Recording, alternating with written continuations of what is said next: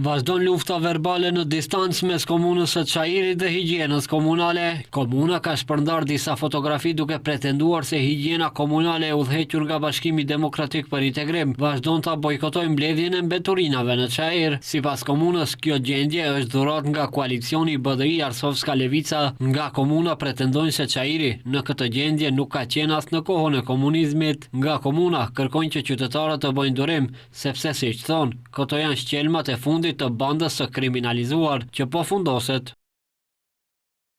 Këtë e kemi si dhurat nga koalicioni BDI Danela Arsovska Levica, një bashkëpunim i bazuar jo në interesin e qytetarëve, por në inate dhe kalkulime politike, ku Çajiri po përdoret si mjet presioni për llogaritë të lojrave të tyre politike. As në kohën e komunizmit nuk ka ndodhur që Çajiri të lihet në mëshirë të mbeturinave dhe askush të mos mbaj përgjegjësi. Ky është kulmi i papërgjegjshmërisë dhe i degradimit institucional. Duke ju përgjigjur akuzave të komunës, drejtori i higjienës komunale Savahudin Rostemi në një prononcim për televizionin Shenja ka treguar fotografi nga të njëjtat lokacione për të cilat komuna akuzoi. Rostemi thotë se ndërmarrja publike higjiena komunale do të vazhdojë me punë dhe do të angazhohet që qyteti të jetë sa më i pastër. Thotë se fajtori vetëm për këtë gjendje të krijuar është Visar Ganiu, i cili sipas Rostemit është vendosur në shërbim të VMRO DPMNA-s.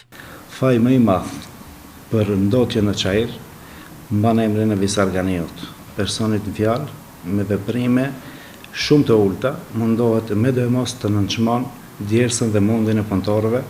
Kryetari i komunës së Çajirit mbetjet nga po e njëjta komunë nëpërmjet satelitëve të tij i hedh poshtë kontenjereve.